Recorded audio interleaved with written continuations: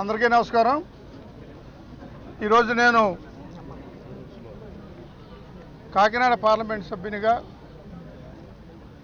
మరి తెలుగుదేశం పార్టీకి రాజీనామా చేసి ఈరోజే కాసేపటి క్రితం వైఎస్ఆర్ కాంగ్రెస్ పార్టీలో వైఎస్ జగన్మోహన్ రెడ్డి గారి యొక్క సమక్షంలో మరి ఇతర పెద్దలు ముఖ్యంగా విజయసాయి రెడ్డి గారు, బొత్స సత్యనారాయణ గారు, ఐవి సుబ్బారెడ్డి గారు వీరందరి సమక్షంలో మరి నా కార్యకర్తల సమక్షంలో ఈరోజు వైఎస్ఆర్ కాంగ్రెస్ పార్టీలో నేను జాయిన్ అవ్వడం జరిగింది।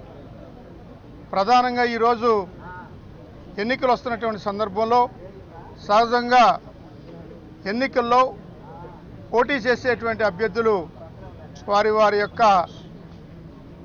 మరి ఉన్నటువంటి ఏదైతే అసెంబ్లీ కానీ పార్లమెంట్ స్థానాల నుంచి పోటీకి తయారవడం సహజం। అలాగే నేను కాకినాడ పార్లమెంట్ సభ్యునిగా గత 5 సంవత్సరాలుగా తెలుగుదేశం పార్టీ ఫ్లోర్ లీడర్గా పనిచేయడం జరిగింది। నా యొక్క ఎన్నికల సభ్యత్వానికి వస్తే మరి నా విషయంలో ఘోరాతి ఘోరంగా తెలుగుదేశం పార్టీ అన్యాయం చేయడం జరిగింది। ఎందువల్లంటే మా కుటుంబ నేపథ్యంలో సహజ సిద్ధంగా మరి ప్రజల పక్షాన ప్రజల కోసం పనిచేసేటువంటి కుటుంబం మాది మా ఏరియాలో। అటువంటి నన్ను చాలా ఘోరంగా నిర్లక్ష్యం చేయడం జరిగింది తెలుగుదేశం పార్టీ। నేను ఎంతో కమిట్మెంట్తో పనిచేసేటువంటి ఒక కార్యకర్తగా, ఒక రాజకీయ నాయకుడిగా గత 2004లో డాక్టర్ వైఎస్ రాజశేఖర రెడ్డి గారి యొక్క ఆయన మంత్రివర్గంలో మరి ముఖ్యంగా ఆయన యొక్క ఆయన యొక్క శాసనసభలో నేను ఒక సభ్యునిగా పనిచేయడం జరిగింది। మరి అంత వైఎస్ రాజశేఖర రెడ్డి గారి దగ్గర పనిచేసినటువంటి నాకు మరి ఈరోజు తెలుగుదేశం పార్టీ చేసినటువంటి అన్యాయం ఇది। అలాగే 2009లో కూడా నేను శాసనసభకు రెండోసారి ఎన్నికవడం, 2009లో రాష్ట్ర కేబినెట్ మంత్రిగా ఉమ్మడి రాష్ట్రానికి పనిచేయడం జరిగింది।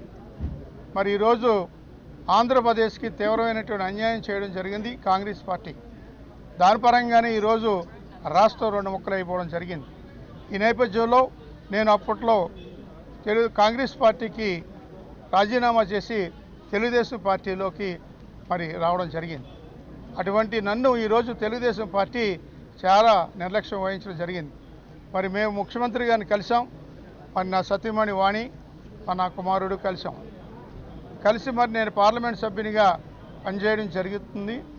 మరి అటువంటి పార్లమెంట్ సభ్యునిగా ఉన్నటువంటి నాకు శాసనసభకు కానీ మరొక స్థానం కల్పించాలి, శాసనసభ నుంచి పోటీ చేయాలనేటువంటి విధానాన్ని నేను వ్యక్తం చేయడం జరిగింది। అయినా సరే మరి ఎక్కడ కూడా ఏ రకంగా కూడా పట్టించుకోకుండా ఒక సీనియర్ నాయకుడిగా, ఒక పార్లమెంట్ సభ్యునిగా ఉన్నటువంటి నన్ను ఈరోజు తెలుగుదేశం పార్టీలో ఉన్నటువంటి మరి ముఖ్యమంత్రి స్థాయి నుంచి జిల్లా స్థాయి వరకు ఉన్నటువంటి నాయకత్వం కూడా ఎక్కడ కూడా పట్టించుకునేటువంటి పరిస్థితి కనపడడం జరిగింది। మరి అక్కడికి 3 సార్లు వెళ్ళి మేము అడగడం జరిగింది సీటు కోసమని। ఎందుకంటే ప్రజల కోసం పనిచేసేటువంటి మాకు మరి ఏదో రకమైనటువంటి అధికారిక పదవి ఉండాలి అనే ఉద్దేశంతో ఆ రకంగా మేము కోరడం జరిగింది। కానీ ఎక్కడ కూడా ఏ రకమైనటువంటి సమాధానం కానీ ఏ రకంగానటువంటి నాకు సహజంగా ఈరోజు అనారోగ్యంగా ఉండడం జరిగింది। మరి అటువంటి పరిస్థితిలో ఉన్నటువంటి నాకు మరి కనీసం ఎంచాలంటే ఒక ఉదాహరణ చెప్పుకోవాలి।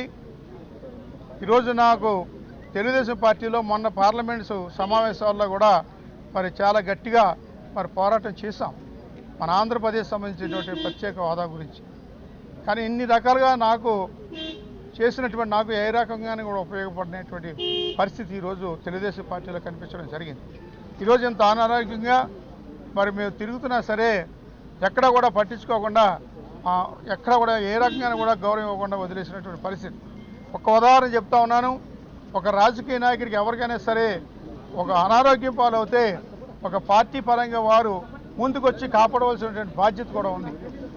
ఈరోజు గతంలో 2004లో వైఎస్ రాజశేఖర రెడ్డి గారి మంత్రివర్గంలో మరి మనందరికీ తెలుసు జక్కమూడి రామ్మోహన్ రావు గారు మంత్రిగా చేసేవారు, R&B మంత్రిగా చేసేవారు జక్కమూడి రామ్మోహన్ రావు గారు। తర్వాత రాజశేఖర రెడ్డి గారి యొక్క మరి ఆయన యొక్క చిత్తశుద్ధి కానీ రాజశేఖర రెడ్డి గారి యొక్క కమిట్మెంట్ కానీ ఆయన నమ్ముకున్నటువంటి వారికి ఏ రకంగా చేస్తారని దానికి ఉదాహరణ.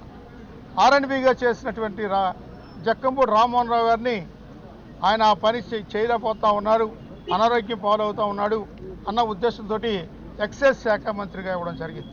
మా జిల్లా నుంచి ఎక్సైజ్ శాఖ మంత్రిగా మరి జక్కంపూడి రామ్మోహన్ రావు పనిచేయడం జరిగింది. అది రాజశేఖర రెడ్డి గారి యొక్క గొప్పతనం. అది రాజశేఖర రెడ్డి గారికి ఉన్నటువంటి ఒక కమిట్మెంట్. అది ఆ రకంగా ఆయన అప్పట్లో చేయడం జరిగింది. ఈరోజు అదే విధానంతో నాకు నిరసన చేస్తే పట్టించుకోకుండా ఏ రకమైనటువంటి సమాధానం లేకుండా చాలా ఘోరాతి ఘోరంగా మరి ఇక్కడ ఉన్నటువంటి పాలకులు తెలుగుదేశం పార్టీలో ఉన్నటువంటి నాయకులు ప్రవర్తించడం కూడా జరిగింది. దానికి మాకు బాధ కలిగి వారు ఏదో టికెట్ ఇవ్వచ్చు ఇవ్వకపోవచ్చు, కనీసం ఎక్కడ కూడా గౌరవ మర్యాదలు ఇవ్వకుండా మమ్మల్ని వదలడం జరిగింది. అది బాధ కలిగే మనకు ఎమ్మెల్యే టికెట్ ఇవ్వలేదు, ఎంపీ టికెట్ ఇవ్వలేదు అనేటువంటి విధానం కాదు.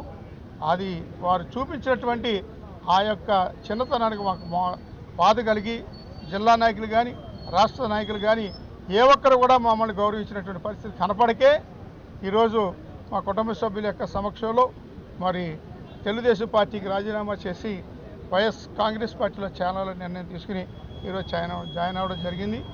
ఏదైనా ఈరోజు జగన్మోహన్ రెడ్డి గారి యొక్క మంచి నాయకత్వంలో ఆయన మరి చూడొచ్చు, మనం 3750 కిలోమీటర్ల పాదయాత్ర చేయడం అంటే మరి అది చిన్న విషయం కాదు. రాష్ట్ర సమస్యలు తెలుసుకోవాలి, ప్రజల సమస్యలు తెలుసుకోవాలి అన్న ఉద్దేశంతో మరి జగన్మోహన్ రెడ్డి గారు మరి నిరంతరం ఆయన చేయడం జరుగుతూ ఉంది. ఆయన నాయకత్వంలో ఈరోజు ఈ రాష్ట్రంలో మరి పరిపాలన వస్తే ప్రతి ఒక్కరికి కూడా న్యాయం జరుగుతుంది అన్నదే ప్రతి ఒక్కరి యొక్క ఉద్దేశం. ఆ రకంగానే ఈరోజు మీరు చూస్తూ ఉన్నారు. ఇక్కడ కానీ రాష్ట్రంలో జిల్లాల్లో కానీ జగన్మోహన్ రెడ్డి గారు ఏ రకంగా గౌరవిస్తారు అన్నదానికి నిదర్శనంగా మరి ఏదైనా ఈరోజు జగన్మోహన్ రెడ్డి గారు ఈ రాష్ట్రానికి కాబోయే ముఖ్యమంత్రి అని నేను తెలియజేసుకుంటా ఉన్నాను. ఆ రకంగా మరి మనందరూ కూడా కష్టపడి పనిచేయాల్సిన అవసరం కూడా ఉంది. మరి తర్వాత నా సతీమణి తోటవాణి 2 నిమిషాలు మాట్లాడతాను.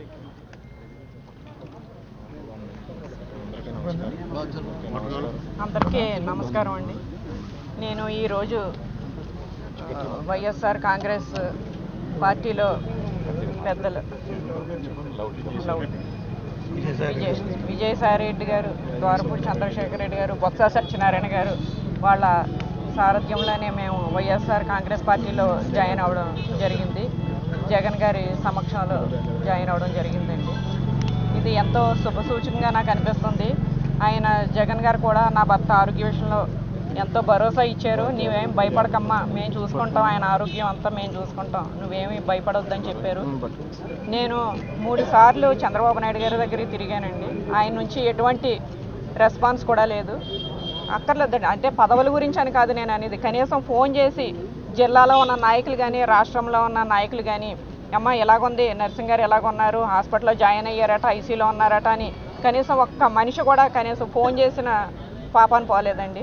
మరి అంత మానవత్వం లేకుండా ఉన్నారా అని నాకు చాలా బాధ అనిపించింది. మాకు వెనకాల సపోర్ట్గా ఎవరో లేరేనా ఏంటి, సర్వేలు అని అంటున్నారు చంద్రబాబు నాయుడు గారు. సర్వేలు అంటే ఏంటండి, అంటే భూ కబ్జాలు చేసిన వాళ్ళకి, మైనింగ్లు మింగిన వాళ్ళకి, అక్రమంగా దందాలు చేసిన వాళ్ళకి, సెటిల్మెంట్ చేసిన వాళ్ళకి నా సర్వేల్లో సీట్లు అంటే ఇలాగా నర్సింగ్ గారిలో సిన్సియర్గా ఉన్న వాళ్ళకి ఇవ్వరా, వాళ్ళు ఏమీ కేటాయించరా? మాకు పదవుల గురించి కాదండి, కనీసం వాళ్ళ నుంచి ఒక ఇంత భరోసా కూడా మాకు ఇవ్వలేదు వాళ్ళు. కానీ ఎందుకు ఈ రకంగా మేము ఈరోజు పార్టీ మారవలసి వచ్చిందంటే మమ్మల్ని నమ్ముకున్న కార్యకర్తలు ఉన్నారు, మమ్మల్ని అభిమానించే కార్యకర్తలు ఉన్నారు, వాళ్ళంతా ఎక్కడ అన్యాయం అయిపోతారని చెప్పి మేము ఈ రకమైన నిర్ణయం తీసుకోవాల్సి వచ్చింది. ఇది ఎంతో మంచి నిర్ణయం అని మాకు నిజంగా చాలా ఇప్పుడు అనిపిస్తుంది. నాకు ఈ జగన్మోహన్ రెడ్డి గారి సమక్షంలో ఆయన ఇచ్చిన మాటల యొక్క భరోసాను చూస్తుంటే అనిపించింది మేమేమీ తప్పుడు స్టెప్ వేయలేదు, చాలా మంచి నిర్ణయం తీసుకున్నామని నాకు ఎంతో ధైర్యం వచ్చిందండి ఇప్పుడు ఇక్కడికి వచ్చిన తర్వాత.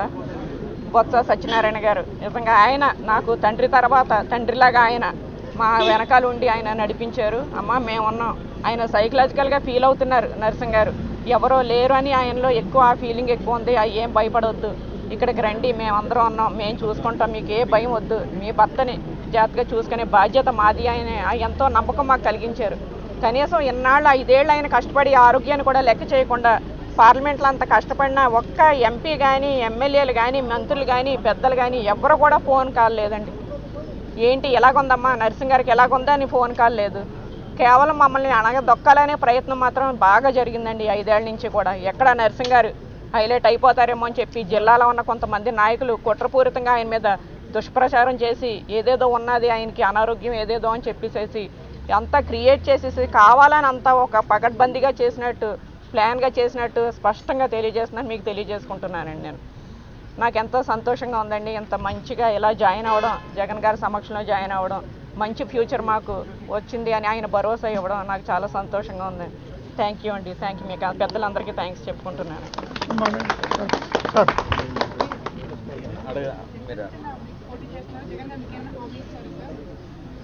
అంటే మేము జాయిన్ అవ్వడం జరిగింది. ఇప్పుడు ఆయన టికెట్ ఇవ్వడం అన్నది లేదన్నది మరి అధినేతగా ఆయన యొక్క ఇష్టానికి జరుగుతుంది. ఆ రకంగా చేస్తారని మేము అనుకుంటా ఉన్నాం. తప్పనిసరిగా జగన్ గారు మా యొక్క పరిస్థితిని దృష్టిలో పెట్టుకుని మాకు ఎక్కడో ఒక స్థానాన్ని కేటాయిస్తారని ఆశిస్తూ ఉన్నాం. ఆ రకంగానే జరుగుతుంది అన్నది మా యొక్క అంటే పెద్దాపురం ఫైనలైజ్ అంటే అది మేము చెప్పకూడదు కదా, అదినే చెప్పాలి. సో ఏంటంటే అది అధిష్టానపరంగా జరిగేటువంటి నిర్ణయం. మరి ఆ రకంగా ఈరోజు పెద్దాపురమా కాదా ఏంటి అన్నది మరి పేపర్లోని టీవీల్లోని వస్తున్నటువంటి పరిస్థితి తప్ప అది మాకు ఏంటన్నది తెలీదు. దాని మీద మేము మా పెద్దాపురం టికెట్ ఇచ్చారనేటువంటి విధానం చెప్పలేం. ఆ రకంగా ఆయన యొక్క నిర్ణయం మేరకు వదిలిపెట్టడం జరిగింది. అది ఏ రకంగా చేసినా సరే మాకు సమ్మతం. పార్టీలో మీకు ఇన్ని అవమానాలు జరిగినాయి అని చెప్తా ఉన్నారు కదా, మీకే ఇట్లాంటి పరిస్థితులా మిగతా లీడర్లు కూడా ఇట్లాంటి పరిస్థితులు? అంటే నాకు తెలుసు చాలామంది ఉన్నారనుకున్నానండి. మరి ఆ రకంగా ఇప్పుడు నాకు స్పష్టంగా తెలుస్తూ ఉంది.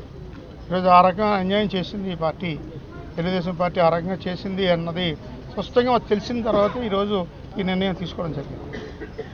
ప్రత్యేక హోదా విషయంలో గతంలో వైసీపీ ఎంపీలు రాజీనామా చేశారు, కానీ మీరు గౌరవాలు చంద్రబాబుతో ఉన్నారు, ఎందుకు అప్పుడు ఆ విషయంలో వెనక్కి తగ్గింది? ఎందుకంటే మరి ఆయన ఇష్టం అది. నాకు నేనుగా చేయలేను కదా. ఒక పార్టీ ఉంది, పార్టీకి అధినేత ఉంటారు, ఆ నిర్ణయం చెయ్యాలి.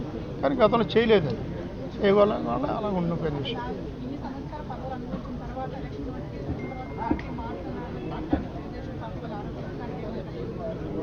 అదే లేదమ్మా, పదవి అనుభవించడం అంటే ప్రజలు మాకు ఇచ్చినటువంటిది, ప్రజల పరంగా వచ్చినటువంటి పదవి అది.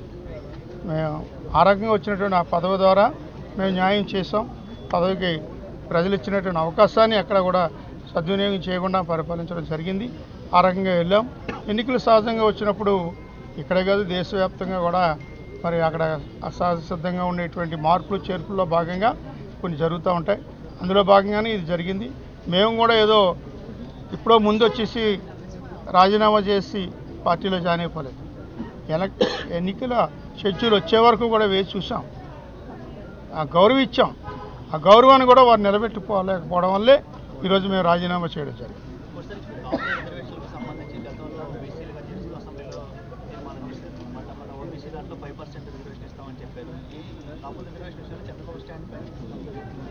అంటే మరి అది గవర్నమెంట్ ఆఫ్ ఇండియాకి వెళ్ళిపోయింది. అది కాపు రిజర్వేషన్ అన్న దానికి సంబంధించిన సబ్జెక్ట్.